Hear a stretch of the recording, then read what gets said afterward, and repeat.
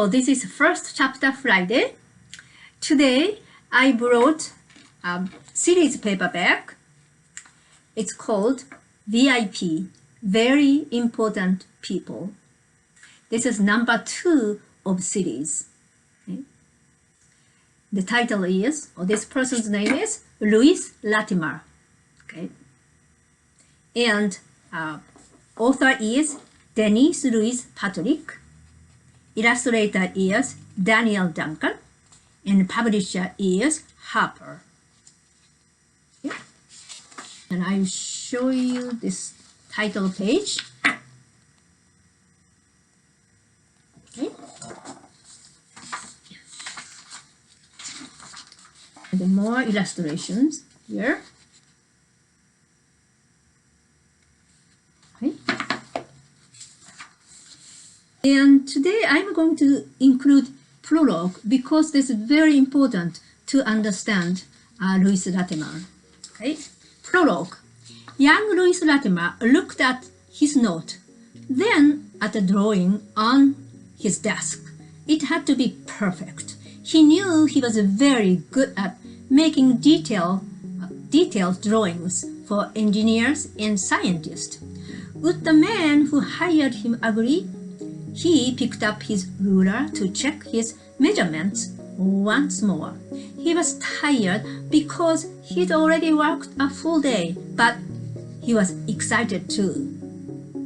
Not long ago, Louis, an African-American draftsman and office manager, had met Alexander Bell, a teacher of deaf students at a nearby school.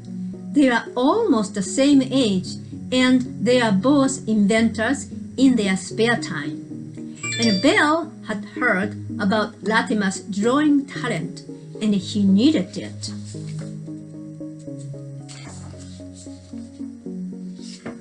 Excuse me. The newest invention Bell was working on might change the world. It was a machine that could send a human voice over a wire. Although most people in 1876 didn't believe the telephone could ever work, Latimer knew that Bell wasn't the only inventor with this idea. In fact, there was now a race to see who could get drawings and plans to the U.S. Patent Office in Washington, D.C. first. They are running out of time.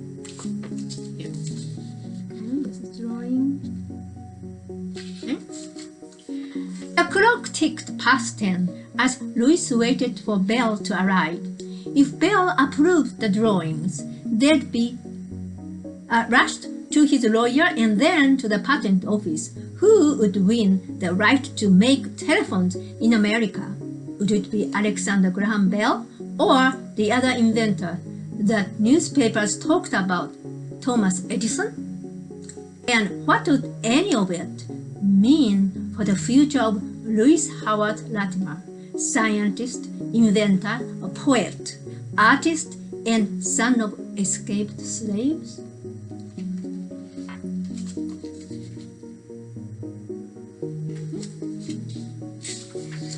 Then chapter 1, Born in Freedom. Long before Louis was born, his parents made a brave decision. On an October night in 1842, they ran away from the Virginia plantations where they had been enslaved people. George and Rebecca Latimer were ready to risk their lives to escape. It was worth it, and they thought to make sure that their children would be born free. They hoped to get to Boston, Massachusetts, a city that had become a safe haven for runaways. In the northern states, there was a large free black population, and there are many abolitionists. And Boston was nearly 500 miles away, several days' travel on land and water. George and Rebecca sneaked onto a ship in the port of Norfolk. It was headed for Baltimore, Maryland. They hid for 9 hours, laying in the darkness below deck. In Baltimore, George bought tickets to board another ship to Philadelphia.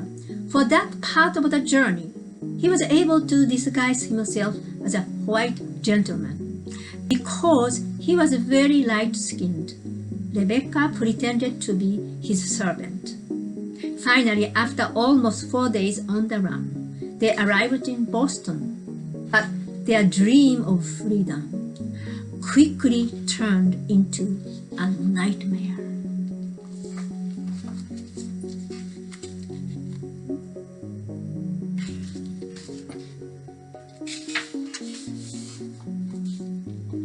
A man from Norfolk recognized George and contacted his owner James Gray. Gray had put an advertisement in newspapers offering a $50 reward for his Negro man George. Rebecca's owner had done the same. Days after the Latimers set foot in Boston, George was arrested and charged with larceny, which actually meant he was accused of stealing himself. The African American community was outraged, while Rebecca was taken to a secret hiding place in the city.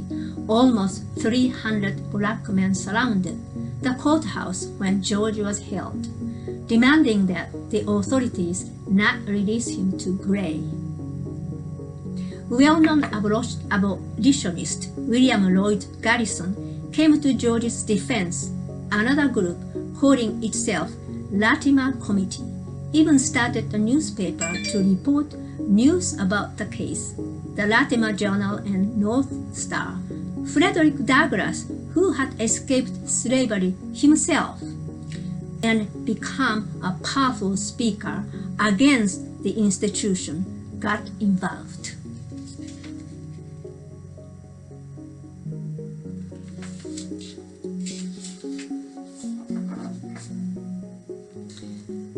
The anti-slavery movement.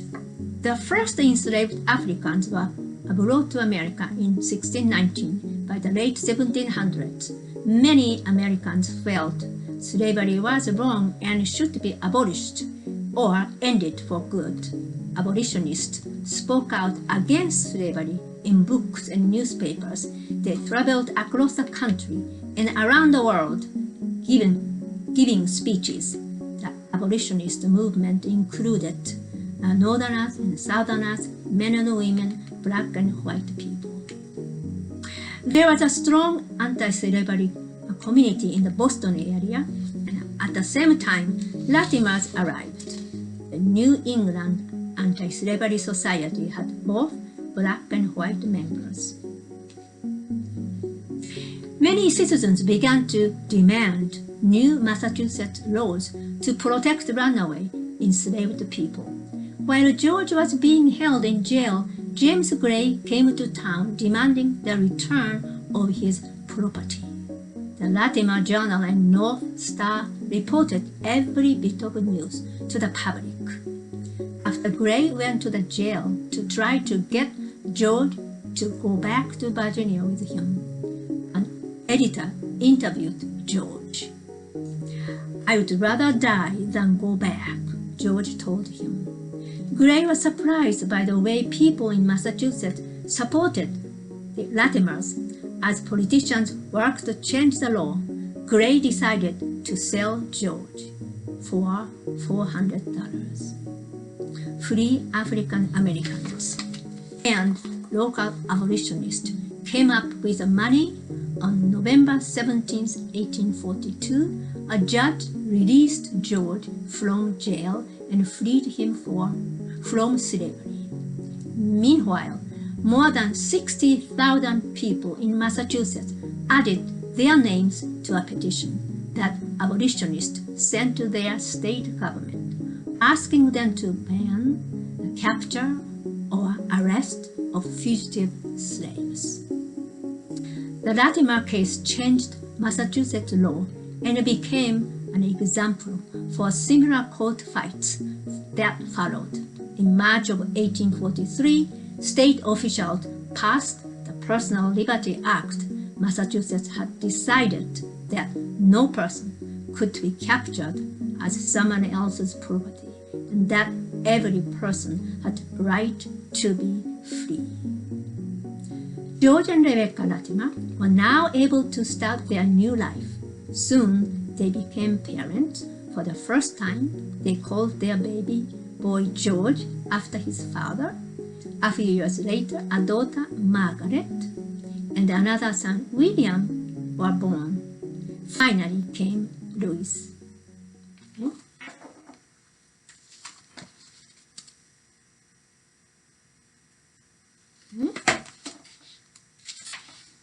So this is the end of chapter 1. So I think that's very exciting to go next chapter, okay, to find out. Okay. He became very famous because he was, later time, he was working for Thomas Edison Company, yes. Okay. It's a very, very interesting man, okay.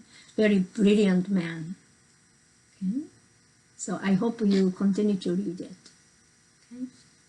Thank you so much for joining me today, and please join us again next first chapter Friday. Okay. Meantime, happy reading, okay? And please take care, all right? And safe summer, okay? Have a safe summer. Bye-bye.